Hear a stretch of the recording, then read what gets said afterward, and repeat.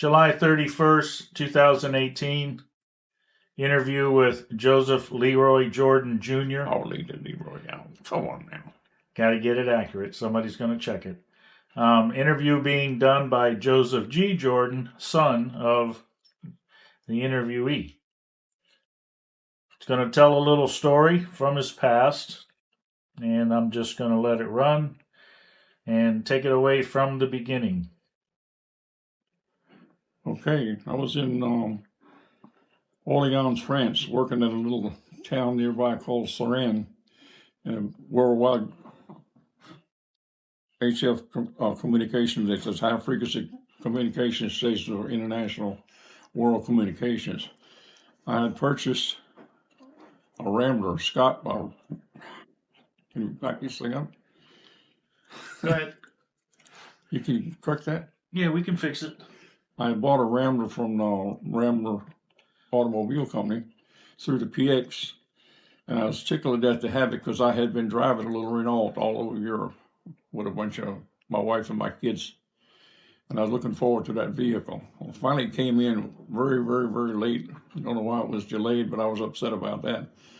But I finally got this great big four-door car with a stick shift and an overdrive and a V8 motor, and I was going out and just run with those Mercedes like they weren't there. Well, the thing was doing pretty good, and it smoked a little bit. Somebody told me right off the thing was smoking. So I started checking my oil, and the oil was going through that engine like it wasn't a plug in the bottom at all. You getting that? So I started checking it, and then I didn't want to get embarrassed and let the people had find out I had a bad car.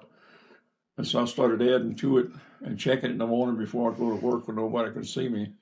I called the salesman and told him about it, and he said he'd check into it. And I was up to about the 12th quart of oil and really getting upset. And a lieutenant that worked with me, he heard about it, and he wrote a letter to the company for me that was very well put, that I was unhappy with the car that I purchased because it was using too much oil. So he told me to bring it to a town called, got the name of the town? Fontainebleau near France, near Paris. To get there, you got to go through a long Fontainebleau forest and get through there. It's a 2-lane road down through there. Not much traffic, not a main route. And to get there, I had to get for the appointment early in the morning. I had to leave early in the morning, way before daylight. And I had Paul interviewer call. Paul is the inductee's, Interview. The interviewee's brother. And I was going down through it and everything, but I was going along pretty good. It just didn't care how much smoke it did and how much oil it used, as long as I got it there in some condition. And I was running along pretty good. Then there's a situation comes up in France. You're not allowed to run white lights like you do everywhere else in the world. French want yellow lights. For some reason, it's kind of safety. I'm running along with the yellow lights, no other lights at all, and all of a sudden I started to see a really bright window, white light coming up in my rear window. And it's so bright, it was, all I could figure, it must be a BMW motorcycle running on a high beam or something at extreme rate, high speed. And it come up so quick that I could not see it fill the car with bright light, and I couldn't see the windshield, I couldn't see anything, and I was trying to hold my arm up, and all I could do is stop and hope nothing comes the other way. And I was a lot younger then. I was in real good shape, and I got out of that car and I was going to whoop somebody's butt because they're about to get me and my kid killed. I got out there and dead silence, not a sound, not anything. The motor wasn't running either. I was running behind it to see where the vehicle was to come up behind me. No vehicle, not a sound of a vehicle, not a big truck, not a motorcycle, not a car, not anything. Just absolutely dead quiet. We're going to go from there. So you're outside the car. Yeah. And you recognize that there's nothing went by. Yeah, nothing went by, and there's no car behind me. My motor's not running. There's no sound of an engine. The other thing that got me at that time of night is there's no noise sounds, no wood sounds or anything. It's just absolutely quiet. And Paul was still laying in the bed in the back, big back, they called it, the tailgate section of the car, sleeping. And I forgot where we went from there. Once you realized that there was nothing there, what'd you do next? I decided to go on the fountain blow. I got in the car and it wouldn't start. I started and started, trying to start, it wouldn't start. I'd been a mechanic an awful lot, so I popped the hood up to see if I could find something that was loose. Nothing's loose. I checked the oil stick and it was about half full, so I hadn't used all the oil. Got it, tried again, and still couldn't get it to go. I figured somebody would come along, I'd weigh them down and get help. Nobody came down the road either way. I figured that's no traffic at all. That's unusual on the road like that. So I got back in and tried to start it, and finally it started to go. And easing down the road, little by little, no lights in any direction. I went at least 10 or 15 miles, no lights coming up behind me, no lights going ahead of me, no lights coming at me. What year was this? That would have been 1964. Okay. 4th year I was in France. And time of the morning was dark before sunrise. Really dark. No moon, no lights at all. When you talk about getting out of the car and there was no sound, you didn't recognize any wind blowing through the trees or no sound at any all. Crickets or anything like that you would normally hear at that time? I was raised as a hunting kid. Spent a lot of time raising coon hunting. We spent a lot of time in the woods at night. And it did not sound like the woods that I'm used to hearing. There was not a sound, not a whisper, anything. It was strange. When you say when you got out of the car and the car quit running, did you ever figure out whether it was a mechanical issue or electrical issue? Did you have electric at the time when you tried to start it? Did you have electric for lights? Lights come on, started, was turning the motor, would not run. And then after trying 2 or 3 times and looking on the hood, it started, didn't run good, but it went on into fountain blow. I tried to tell people a couple of stories and they didn't want to hear it. They kind of laughed at me. And you say it was Paul that was in the car with you? Yes, Paul. That's my youngest son. Any time that you might have identified as taking longer than usual, except for the time there that you ever stopped? Yeah, I almost missed the appointment without getting there in time. It was daylight when I got there, and it shouldn't have been. I didn't think I'd spend too long in that stop, but evidently I did. I'm not used to making the run, but I had set the distance up that I would get there before time, so I'd get a cup of coffee or something. I was just about getting passed over by somebody else. Have you ever had any thoughts in the past years? I mean, this has been how long ago now? So 64 from 17 or 18 went on. Yeah, it's been quite a few decades. Have you questioned this in all this time over and over? No. What brought it to your attention to share this story? I had a dream. And that's what made you bring this story back up after all these years? Yeah, and I talked to you about it before, and it didn't seem to register as any big deal. Let's get that. Leave that in. Huh? Don't want that in? Yeah, I do want that. I talked to you before about it, and you didn't seem to think it was, I don't know, you probably thought it was a bull story or something. It didn't register with some kind of event. But it did to me. It was a very important thing in my life that I could not explain. I don't like things that I can't explain. I've been in an awful lot of activities, a lot of different jobs in the service, combat infantryman, and it's hard to say we don't know what happened. And I was trying to figure it out.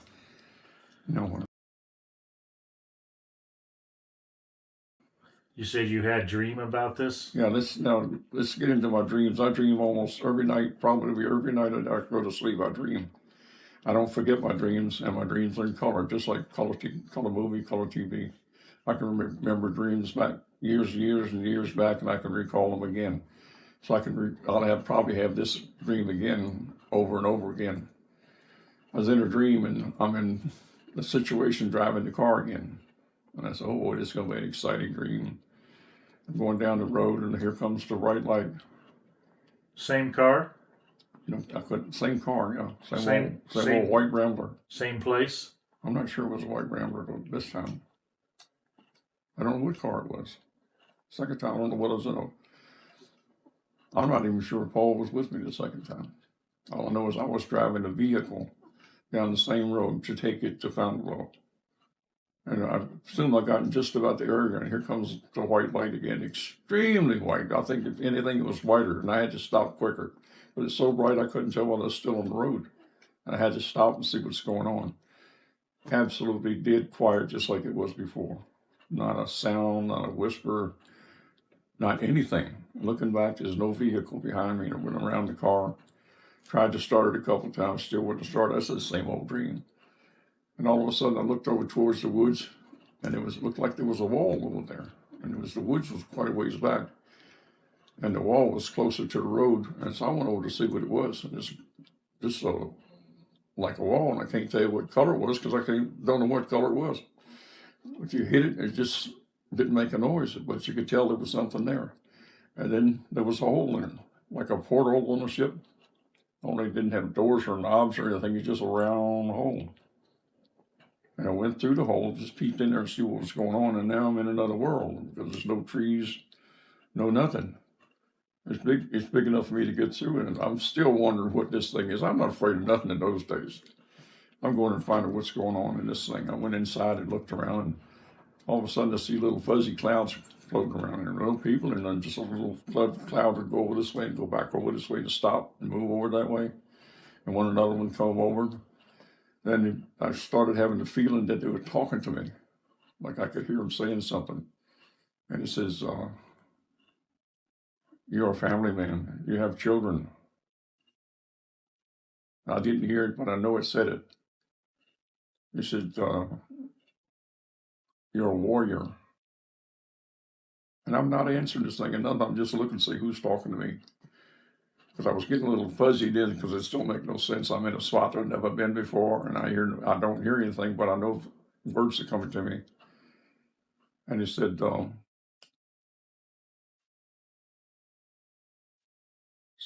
see what else was a warrior. He went back further back than the warrior. He said, you were a trapper.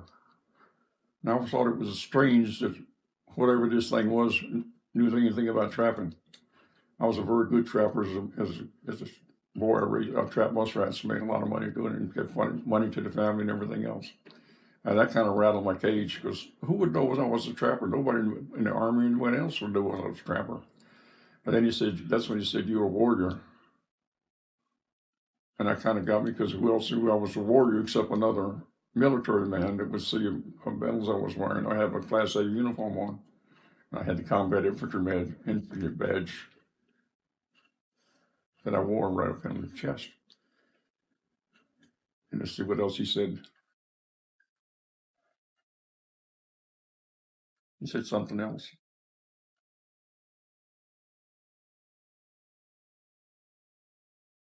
Hold on a minute, let me think. There was not more to what he said. Or what thought I received. I don't know what he might have said it or not.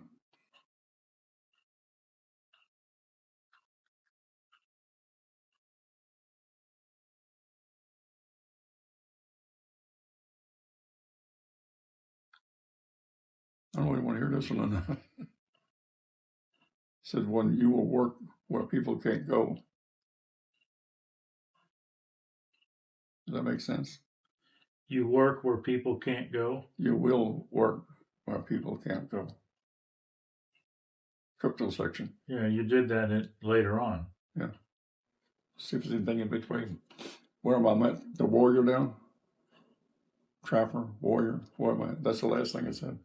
You'll work where people can't go. Yeah, that's good. So that's without bringing in Korea and all that. And they said it was a warrior, so that's already covered. Well, it doesn't cover Korea, but it covers I've been in a war.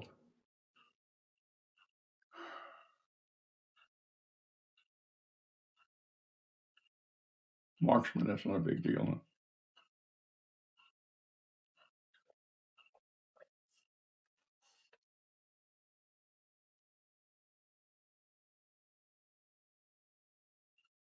Did it ask you to do anything? No, I don't think so. How's the dream end? I'm trying to think. There's a lot of stuff there, but I can't really place it together.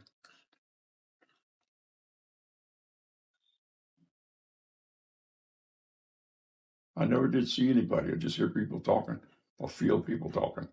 And it was more than one, maybe four different ideas of talking.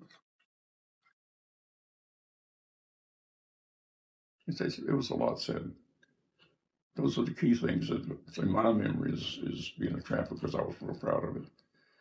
The warrior, everybody that's been a warrior is proud of it. And work where people can't go, that's classified places. I guess that's what he meant by that. I worked in that for about 12 years.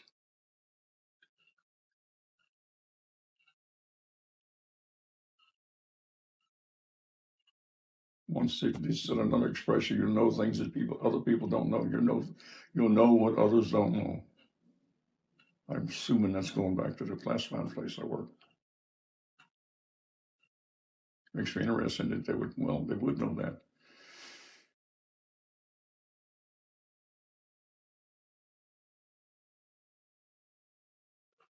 Why do you say they would know that? They seem to know everything else. It is strange that they would know that, though, because, well, if they knew I trapped, it's way back a long time, way before I was trapping when I was early teens, so just before I went in the Army. Would have been went in the Army when I was 17. Was in Korea when I was 17 and as a warrior. In your dream of this part of this experience, how did it make you feel?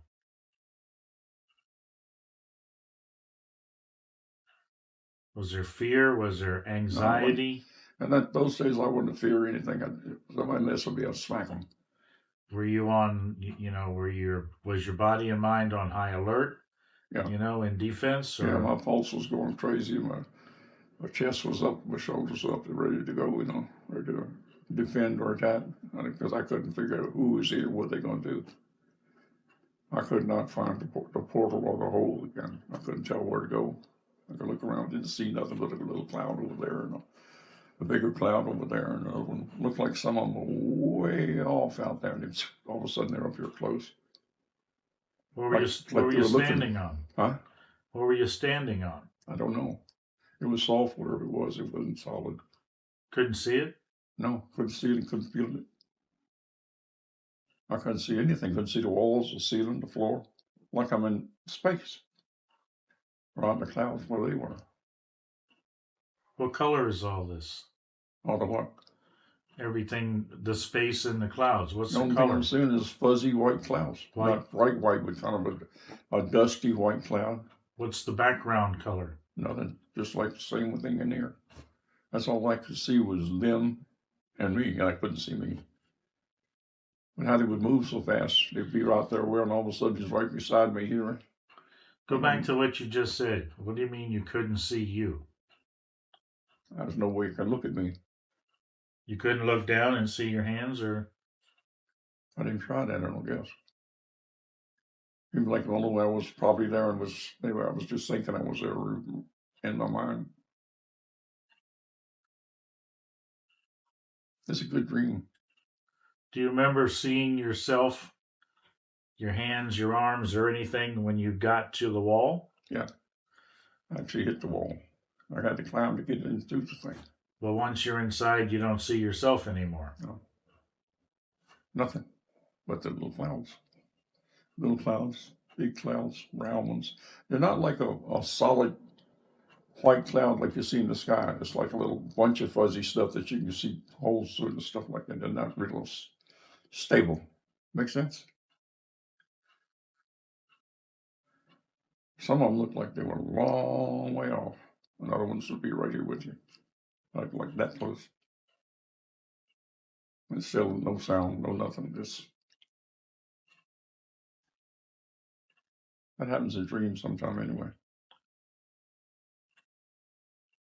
In the dream, do you remember physical senses up to the wall? Cold, temperatures, wind blow, No, nothing? I just know that I hit something. It wasn't cold, wasn't hot. In other words, nothing unusual about it. I just didn't notice a hole there, and I thought it's going through a wall, and I was going to see what was in there. Maybe that's what stopped my car, and I wanted to find out what it was. Describe the hole. Pardon me? Describe the hole. It was like a big porthole on a ship, only it didn't have knobs and all to close the batten down the hatch. It was just a hole in this wall. But, I mean, a perfect The circle? wall Or was probably, no, it was like sort of like an egg, only there's an egg on both ends, and it got a little end and a big end. It was all big and big, and just curled on the corners like that. A little bit almost straight on the sides. defined edges? The edges, there's like no edge. When I hit it, this would come to the edge. It's like no, when I'm touching this side and I'm just touching this side as I'm going through. And it's not like it's this thick or this thick or this thick. It's just like a membrane or something, a thin skin. It was fairly solid. I remember it wasn't moving at all. I caught a hold of it and went through there, and there's about this big hole I had to go through.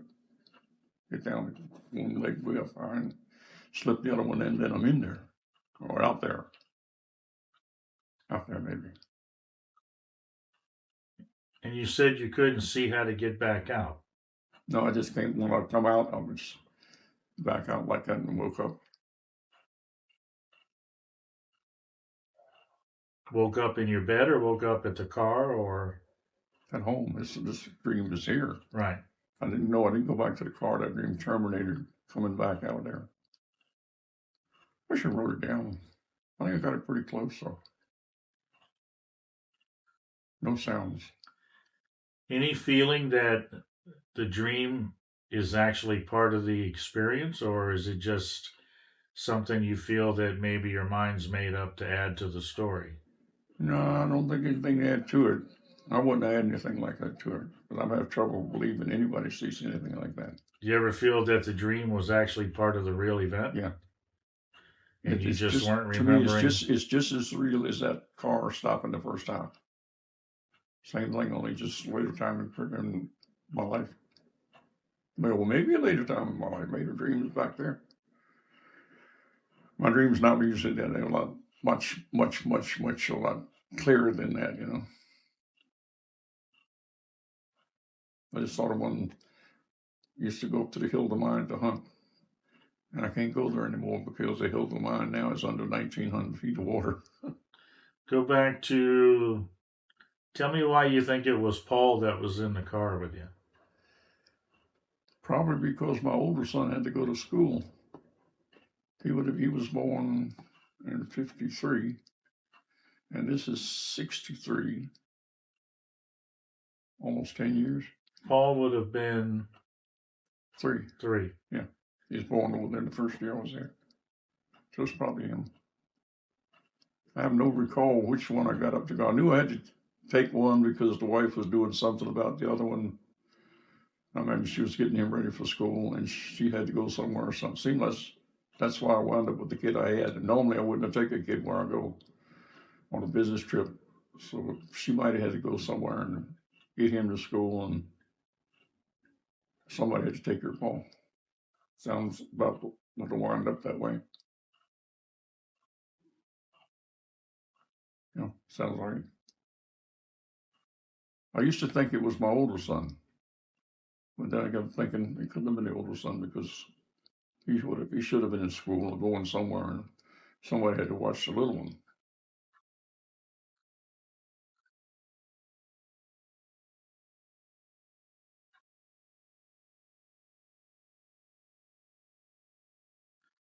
They finally fixed that car. What made you bring this story up? Which the original story? Yeah. Because you got involved in UFO stuff. And this sounded like. It sounded like you might believe me. How did you figure that? What I'm trying to get to is Why did you feel that this was a story that would be related to something that I was doing in the UFO research realm? I don't understand the question. How- Why do I think you would be interested in it? yeah. Because to me, it was a little bit close to some of the things I was hearing you talk about. Okay. Far from it, but close. Okay. I wasn't seeing things zoom by. Right. I was right with it. Makes Right. sense? Yes. That's why I talked about it. That's why I want to get that on record. Nobody else ever wanted to hear it. No, I didn't tell it very many times before I give it up. The dream part that you described, have you had that more than once? Yeah. I have a lot of dreams once, or more than once, and to go a little bit further and a little bit shorter. But not with this one? Well, I'm at it that long. Can you stop it a minute? I can cut.